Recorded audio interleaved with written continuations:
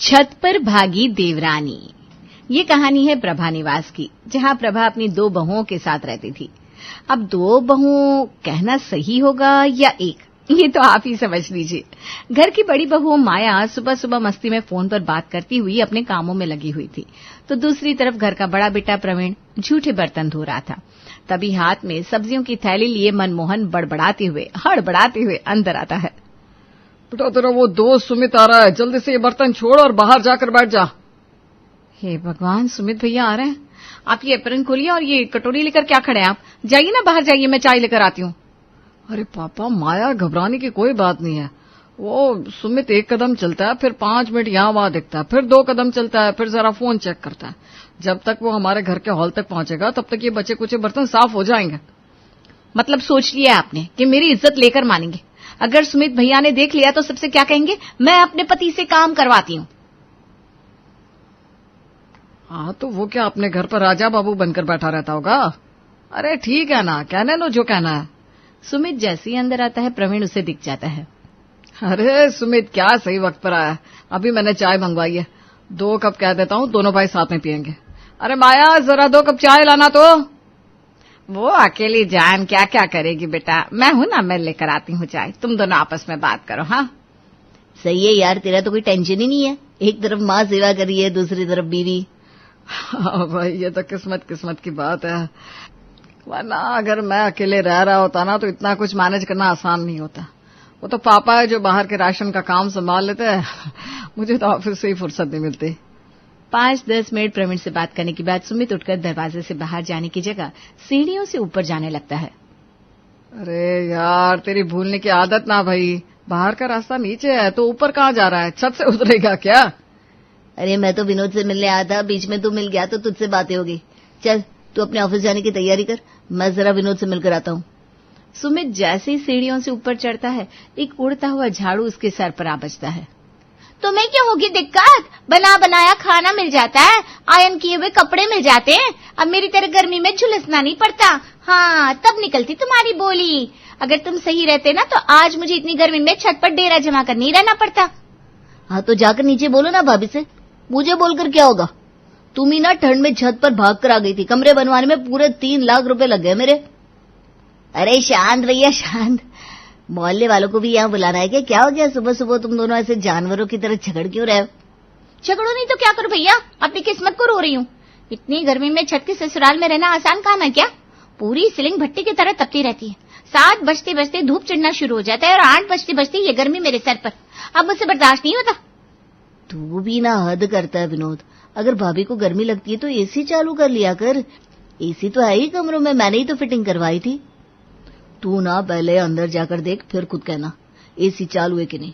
महीने के पूरे 12,000 रुपए तो अकेले एसी के ही आ गए, और तू कह रहा है कि मैं एसी चालू नहीं करता। दिन भर एसी ऑन रखती है मैडम, पता नहीं कैसा एसी लगवा दिया है, कमरा ही ठंडा नहीं होता। अरे भाई इसमें एसी की क्या गलती, यही एसी नीचे तेरे भाई के कमरे में भी लगी हुई है, क्या ठंडक देती है। प्रॉब्लम जगह की है, इतनी धूप में एसी कहाँ काम करेगा। बस वही तो बात है भैया, पर ये सुने तब ना। अंदर चलिए मैं आपको दिखाती हूँ। देखने को क्या ही वजह है भाभी, मैं सब देख कर ही तो आ रहा हूँ। नीचे सभी में इतना मेल मिलाप है कि क्या कहूँ। बहू को मेहनत ना करनी पड़े इसलिए सास चाय लेकर आ रही है, बेटा आराम से बैठकर टीवी देख रहा है, ससुर राशन लाकर दे रहा है। सही है, ऊपर से नीचे का मकान है तो ठंडा तो रहना ही है। एक जरा पसीना दिख रहा है क्या मेरे माथे पर? कैसे दिखेगा, नीचे से जो होकर आया हूँ। देख लिया आपने, मुझे कह रहे थे ना, अब तो सुमित भैया भी कह रहे हैं, मान लीजिए। आज ही मम्मी जी से बात कर लीजिए हमारे शिफ्ट होने की, अब मुझसे ऊपर नहीं रहा जाएगा। नीचे रहोगी तो मम्मी पापा को साथ में रखना पड़ेगा, देख लो रह लोगी तुम। वो बात की बात है, देखेंगे बाद में, अभी तुम नीचे शिफ्ट होने की बात चलाओ।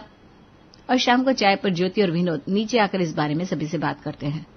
कितने महीने हो गए तुझे छत पर भागे हुए बहू, नवंबर होते होते तो तू यहाँ ठंड से जमने लगी थी।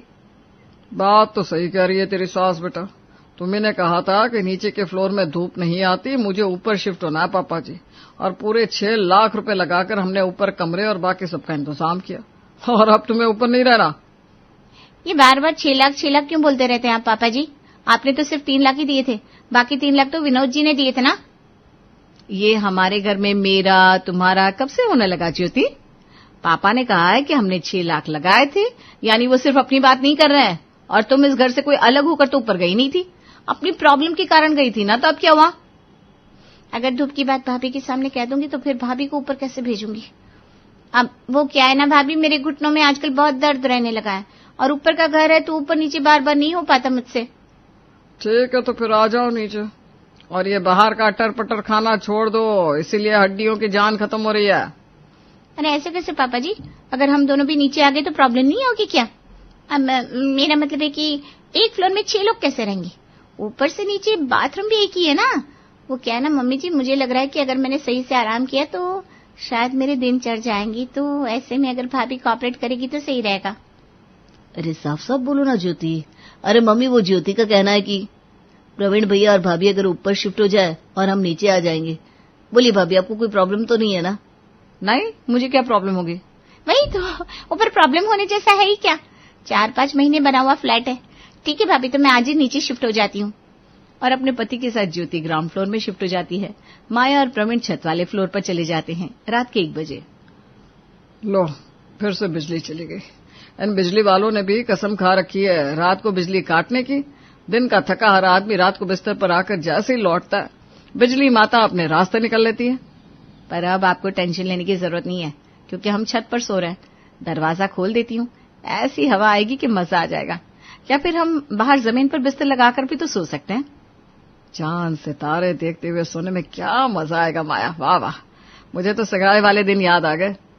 दोनों मियाँ बीवी हाथ पकड़े आराम से खुले आसमान के नीचे बिस्तर लगाकर बातें करते हुए सो जाते हैं। पर अभी नीचे नई नई शिफ्ट हुई ज्योति का गर्मी से दिमाग घूमने लगता है। शर्म नहीं है तुम्हें जरा से भी? इतनी गर्मी हो रही है, तुम हो कि सोए जा रहे हो? अरे उठो जरा, खिड़की दरवाजे खोलो, बिल्कुल हवा नहीं आ रही है यहाँ पर तो। अरे यार ज्योति, सो जाओ ना, मेरी रात काली मत करो। तुम तो दोपहर में अपनी नींद पूरी कर लोगी, लेकिन मुझे तो 7 बजे उठना होगा ना। चद्दर छोड़ो, मैं जा रही हूँ बाहर हॉल में सोने। गर्मी से परेशान ज्योति घर के हॉल में जाकर लेट जाती है। कभी इस तरफ मुड़ना, कभी उस तरफ मुड़ना, और इसी में हो जाती है सुबह। जैसे ही 5 बजे रोशनी माया और प्रवीण की आंखों पर पड़ती है, उनकी नींद भी खुल जाती है। वाह, देखो अब उगते हुए सूरज के दर्शन भी हो जाएंगे। ये बड़ा अच्छा हुआ कि हम ऊपर आ गए। सही में, इसी बहाने आप मेरे बिना उठाए वक्त पर तो उठ जाओगे। आप उठ ही गए हो तो चलो मॉर्निंग वॉक करके आते हैं। वो कहते हैं ना, जिसे खुश रहना आता हो वो कहीं भी खुश रह लेगा, और जिसे हर चीज में प्रॉब्लम निकालने की आदत हो वो अच्छे से अच्छे एनवायरमेंट में भी प्रॉब्लम ढूंढ ही लेगा। वहां माया और प्रवीण तो छत पर रहकर भी आराम से एंजॉय कर रहे थे, और यहाँ नीचे आने के बाद भी ज्योति और विनोद परेशान थे। बहू जरा चाय पकड़ा ले, फिर मैं सब्जी लाने जाऊं। सुबह हो गई? हाँ बहू, 7 बजने वाला है। और तू ये कमरे में ना सोकर हॉल में क्यों सो रही है? बाहर से कोई आएगा तो क्या सोचेगा? एक तो नींद पूरी नहीं हुई, अब इन्हें चाय बना कर दो। ऊपर तो आराम से 10-11 बजे तक नींद लेती थी मैं, यहाँ मम्मी जी पापा जी के रहते वो तो होने से रहा। धूप से परेशान ज्योति को अब रसोई में 2 नहीं 4 लोगों का काम करना पड़ रहा था, जिस कारण वो और भी चिढ़ी हुई थी। बस यही दिन देखने को बाकी रह गए थे। पहले पति का टिफिन पैक करो, फिर सास ससुर को नाश्ता दो, फिर जाकर खुद खाना नसीब होगा। हे भगवान, क्या जिंदगी है मेरी। ज्योति बस ये कहती है। खाने की लाइन में उसके नंबर को और पीछे करने पड़ोसन सुषमा आ जाती है। सुषमा, बिल्कुल सही वक्त पर आई है तो हम भी नाश्ता करने जा रहे थे, आजा तू भी बैठ जा। ज्योति 3 लोगों के हिसाब से बाहर नाश्ता लेकर आती है, और चौथे मेंबर को देखकर उसका सर चकरा जाता है। ला बेटा, मुझे ट्रे पकड़ा, मैं खाना परोस देता हूँ। अरे भाई साहब, ये क्या बात हुई? ज्योति को आप लोगों की सेवा करने का मौका मिलता ही कहाँ है। अब मौका मिला है तो काम करने दीजिए उसे। और बेटा तू ये क्या इतनी सी सब्जी लेकर आई है? जा जाकर और सब्जी लेकर आ, और पराठे भी लेकर आ। 5 पराठे में 4 लोग कैसे खाएंगे? हाँ, इस तो लगता है मेरे हिस्से का नाश्ता भी सुषमा आंटी ही करके जाएंगी। इसी तरह 2 दिन निकल जाते हैं। रात को खाने पर, बहू आज फिर रोटी कच्ची रह गई, तुझसे रोटियां नहीं बनती तो तू छोड़ दिया कर, मैं बना दूंगी। वो मम्मी जी, बात वो नहीं है, बात ये है कि आपको भाभी के हाथ के खाने की आदत हो गई है, इसलिए चाहे मैं कुछ भी क्यों ना बना दूं, आपको मेरे हाथ का खाना अच्छा लगेगा ही नहीं। और अब मैं ऐसे आपको आधे मन से खाना खाता और नहीं देख सकती। एक काम कीजिए ना, आप और पापा जी ऊपर शिफ्ट हो जाइए, मेरा मतलब है इसी बहाने आपको रोज अपनी प्यारी बहू के हाथ का खाना भी खाने को मिल जाएगा और पापा जी ने जो ऊपर कमरे बनाने में पैसे लगाए थे वो भी वसूल हो जाएंगे। ये तुम क्या बोल रही हो ज्योति, जरा सोचकर बोला करो। अरे नहीं बेटा, मुझे लग रहा है कि बहू ठीक कह रही है। क्या प्रभा जी, चलेंगे क्या ऊपर? जिन्हें एडजस्ट करना आता हो वो कहीं भी एडजस्ट कर लेंगे, मुझे कोई दिक्कत नहीं है। जब आप महीने के 50 रुपए कमाते थे उस वक्त अपनी हवेली छोड़कर 2 कपड़ों में आपके साथ आ गई थी, फिर नीचे फ्लोर से ऊपर फ्लोर जाने में प्रभा क्यों सोचेगी? जैसे ही प्रभा और मनमोहन ऊपर शिफ्ट होते हैं ज्योति की खुशी दोगुनी हो जाती है। बड़ा बोल रहे थे तुम, सोच समझकर बोला करो। अरे भाई, एक तो गर्मी से रात को नींद नहीं आती, ऊपर से पापा मम्मी के चक्कर में मैं दिन में सो नहीं पा रही थी। अब आराम से सोऊंगी। अब मेरी सारी टेंशन फाइनली खत्म हुई। इसी बात पर कल तुम्हारे लिए नान और पनीर की सब्जी बनेगी। डन। माया अपने सास ससुर को ऊपर आता देख बड़ी खुश होती। बहुत अच्छा किया मम्मी जी जो आप ऊपर आ गई, पर ऊपर जरा गर्मी ज्यादा है। आपको तो वैसे भी गर्मी बहुत लगती है ना। अरे तो क्या हो गया बहू, जहाँ पूरा परिवार है खुशी वहीं होती है। क्या गर्मी क्या सर्दी, और वैसे भी भगवान ने कोई भी चीज जाया करने को नहीं बनाई, बस इंसान उसका फायदा उठाना नहीं जानता। तेरी सास बिल्कुल ठीक कह रही है बहू। ये एसी तो अब आई है ना, पहले तो लोग खस को ही अपनी खिड़की और दरवाजों पर लगा कर रखते थे और वक्त वक्त पर उस पर पानी डालते रहते थे। इससे कड़ी धूप में भी कमरे का टेम्परेचर नॉर्मल रहता था। और अगर धूप आई गई है तो उसमें चिप्स सुखाना बुरा नहीं होगा। आलू भी सस्ते हैं। सर्दी में जिस धूप का इंतजार करते हैं हम, वो भगवान ने गर्मी में भर भर कर दी है, तो अभी से ही अच्छा खासा स्टॉक बना लेते हैं। पापा मम्मी के आइडियाज को सुनने के बाद मेरे दिमाग में भी एक आइडिया आया है। बिजली की स्थिति तो शहर में किसी से छुपी नहीं है, क्यों ना इस धूप से ही इस समस्या का भी हल निकाला जाए। मेरे दोस्त का सोलर पैनल का काम है, मैं सोलर पैनल छत पर लगवा देता हूँ, दिन भर बैटरी चार्ज होगी और रात भर हम इस्तेमाल करेंगे। मैंने जितना सोचा था उससे भी ज्यादा फायदा निकाल लिया आप सबने धूप का। तो कल से ही धूप के पसीने छुड़ाने शुरू कर देते हैं मम्मी जी। प्रभा मनमोहन अपने बेटे बहू के साथ मिलकर इस काम में लग जाते हैं। अब बिजली हो या ना हो माया को कोई प्रॉब्लम नहीं हो रही थी। वो तो आराम से सोलर एनर्जी से एसी चला रही थी, जिससे बिजली की बचत भी हो रही थी। ये देखिए मम्मी जी मैं क्या लेकर आई हूँ, सोलर कुकर। अब सिलेंडर का भी खर्च नहीं लगेगा, बस बनाने वाली चीज इस कुकर में डालनी है और धूप में रख देनी है। अब तो ये देख बेटा, तेरी देवरानी इस धूप से ही परेशान होकर नीचे गई थी। तू बता कुछ बुराई है क्या इस धूप में? ऊपर से आ रही हंसी मजाक की आवाज और भरने के लिए आया हुआ बिजली का बड़ा सा बिल, ये देखकर ज्योति का पारा हिल चुका था। फिर से 12,000 का बिजली का बिल कैसे हो सकता है विनोद? अरे तुम ही तो नीचे आई थी, अब मैं क्या करूं? तभी दरवाजे की घंटी बजती है। पड़ोसी सुरेश सिलेंडर लेने अंदर आता है। अरे विनोद बेटा, वो हमारे घर का सिलेंडर खत्म हो गया था, जरा एक्स्ट्रा सिलेंडर हो तो दे दो। हाँ हाँ आइए ना अंकल जी। खुशबू बड़ी अच्छी आ रही है, कुछ स्पेशल बनाया क्या बहू ने? हाँ अंकल जी, वो आलू के पराठे बनाए ज्योति ने। भगवान, अभी अभी पोछा लगाया था और अभी अंकल जी चप्पल पहनकर अंदर आ गए। ऊपर से अब ये मेरे हिस्से के पराठे भी खा जाएंगे। क्यों मुझे नीचे का फ्लोर लेना था? आया गया हर मेहमान सबसे पहले नीचे ही बैल बजाता है। ऊपर कम से कम मेहमानों की खातिरदारी तो नहीं करनी पड़ती थी। तुम लोगों ने लगता है जनरेटर लाइट का कनेक्शन लिया बेटा। वैसे लिया किससे? नहीं तो अंकल जी, जनरेटर लाइन का कनेक्शन हम क्यों लेंगे, और लिया होता तो क्या हम पसीने में यूं भीगते? तो फिर पूरी रात तुम लोगों का छत जगमग जगमग कैसे करता रहता है? अभी पिछले 2 दिन से शहर में बिजली नहीं है, पर तुम्हारे ऊपर के कमरों में तो तब भी लाइट ऑन थी। अच्छा। ये सुनते ही ज्योति से रहा नहीं जाता, वो सीधा ऊपर जाती है और ऊपर का माहौल देखकर हिल जाती है। ये सब क्या है भाभी? ये कमरा इतना ठंडा कैसे है? और लाइट तो है ही नहीं, तो आपके कमरे का एसी कैसे चल रहा है? तुम वो सब छोड़ो ज्योति, देखो मैंने खाखरा बनाया है, रोटी को कड़ी धूप में सुखाकर। जरा खाकर देखो, रोस्टेड लग रहा है कि नहीं। वैसे तुम ये सब जो देख रही हो ना, उसके कारण छत में आती तीखी धूप है। वही तो मम्मी जी, मेरे घुटनों के दर्द को लेकर मैंने डॉक्टर से बात की और उन्होंने कहा कि इसका कारण विटामिन डी की कमी है, मुझे अच्छी धूप की जरूरत है। नीचे शिफ्ट होने के बाद मेरे घुटनों का दर्द ना और बढ़ गया।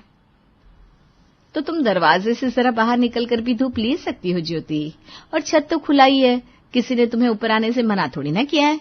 वही तो भाभी, मैं अगर ऊपर धूप लेने आऊंगी तो कुछ देर के लिए शरीर छांव भी तो ढूंढेगा, पर ऊपर तो छोटी छोटी सी 2 कमरे हैं, जिसमें से एक पापा मम्मी यूज कर रहे हैं और एक आप दोनों। अब आपके कमरे में आकर आपकी प्राइवेसी खराब नहीं करना चाहती। अरे बेटा, हम लोगों को प्राइवेसी की कोई जरूरत नहीं है, तू हमारे कमरे में आकर आराम कर लेना। ऐसे कैसे मम्मी जी? बिगर पिक्चर देखिए ना, आप लोगों को तो प्रॉब्लम हो रही है ना। कहाँ नीचे इतना बड़ा घर इस्तेमाल करते थे और कहाँ ये छोटे छोटे 2 कमरे, ना हॉल है ना लिविंग एरिया। एक कमरे से दूसरे कमरे तक जाने के लिए भी छत से होकर जाना पड़ता है। हाँ, आप लोगों को ऐसे रहता देखकर मुझे अच्छा नहीं लग रहा। ऊपर से आया गया हर मेहमान पापा जी और आपको ढूंढता है। आए गए मेहमानों के स्वागत के लिए घर के बड़ों का होना जरूरी है ना मम्मी जी। देख लो ज्योति, इस बार फाइनल है ना, या फिर मेरे नीचे जाते ही तुम मुझे ऊपर आने को कहोगी? नहीं नहीं नहीं भाभी, इस बार पूरा फाइनल, पूरा पक्का है। मैं अपना सामान लेकर ऊपर आ जाती हूँ। सभी शिफ्टिंग करना शुरू करते हैं। ऊपर का सामान नीचे जाने लगता है और नीचे का ऊपर। शिफ्टिंग हुए अभी आधा घंटा भी नहीं हुआ था कि ज्योति वापस नीचे आकर माया से कहती है, भाभी वो मैं क्या कह रही थी कि मैं फिर से नीचे आ जाऊं। मेरा मतलब है, जो फायदे सोलर पैनल के ऊपर मिल रहे हैं ना, नीचे रहकर भी तो मिल सकते थे। मेरा मतलब है कि एक काम कर ज्योति, मैं यहीं बैठी हूँ, तो 10 बार ऊपर नीचे कर ले, फिर जो जगह तुझे समझ में आए वहां रुक जाना, ठीक है? चलो ज्योति, तुम तो ऊपर ही रहने लायक हो, चलो